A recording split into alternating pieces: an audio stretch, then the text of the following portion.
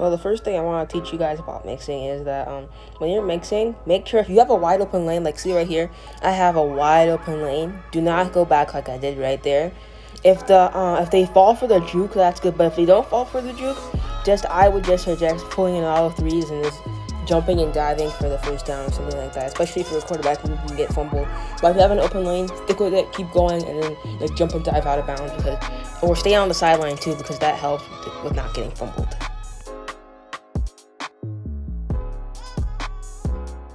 So the next thing you want to do is follow the blocks. When see what I did here, I didn't follow the blocks, I went inside. But when you have a blocker right there, even if you don't think he's going to make it, just follow him. And if he doesn't make it, like I said, jump and dive out of bounds. Following the blocks will help you it'll get you more yards and also keep you from getting tackled. So follow the blocks, make sure that's very important.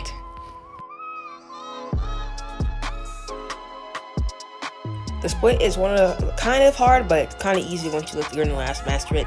The split is when you have two defenders coming at you, but there's an open spot in the middle, and you go right through them. You split right through them, kind of like when you're splitting like orange right through the middle. It's pretty easy to do once you get the hang of it, and I have to say that you should probably practice it before you start doing it. Because if you don't get it right, then you probably get tackled like behind the yard line of scrimmage, and it's not good to with fourth down situations. I probably wouldn't do that, or third down. But yeah, it's pretty easy to do once you get it down, and it's very, very helpful. I recommend it.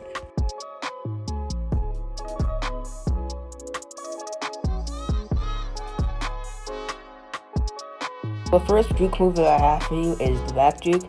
Most of the time, the back juke will not get especially experienced players who know how to play the game. Like right here, that guy, he's pretty experienced, and he knows that most of the time they're not gonna fall for stuff like that.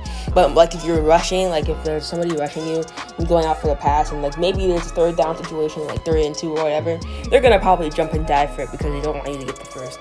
So that's like a good place to do like the back juke right there. So most of the time, if you're burning them, you have an open lane, just keep going.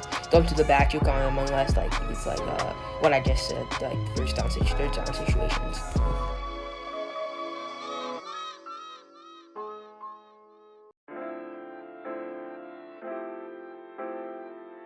Right here, it has to be one of the hardest moves on the list.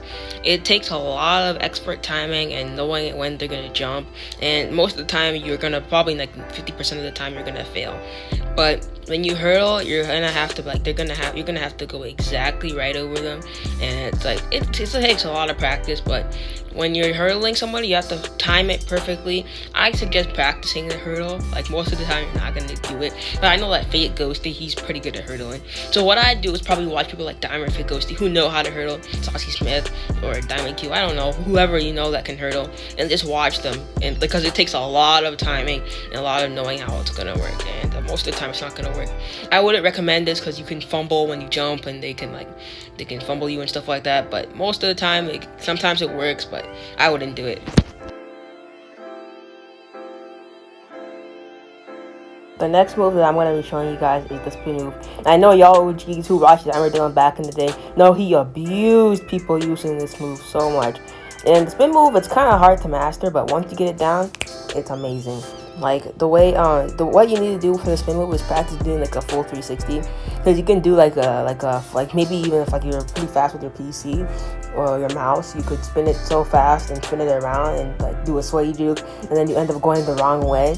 It's kind of a little bit hard to master, but I think that it's probably one of my favorite moves on the list. And it's pretty fun. It's pretty fun to see people fall for that, and I love it. So yeah, I recommend using this one. This next move right here is more of a for fun move, but when you do it, it is so nasty. It's called the dab mix. This is my favorite mix. I do this all the time. The way to do it, basically a back juke with a dab. I've done it so many times. It's very nasty. It's so disrespectful too. Like right here, you'll see I hit them with a dab. I have it pre-made, and then they go falling and flying. It's actually sad, bro, but it's amazing. I think this is more of a fun juke. It's just a combination of the back juke, some hurdle, and if you add the spin move, it gets even better. And if you watch my grow up montage, I did like a few of those. They are pretty nasty, and I think that right there, that's another good one. So yeah, they're pretty good, and I recommend doing it if you really want some nasty juke clips. And yeah, That's it.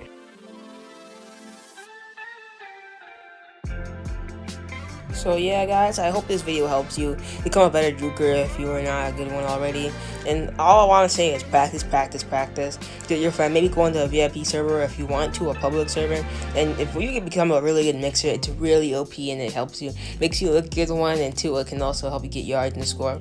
Use all these tips to help you, and I hope you enjoyed the video. If you need any help, I guess if you need any help with anything, just go to the comment section below. And if I missed anything, just tell me in the comment section also, so you can help others. And yeah, that's it. I hope you enjoyed this video. See you in the next one. Peace.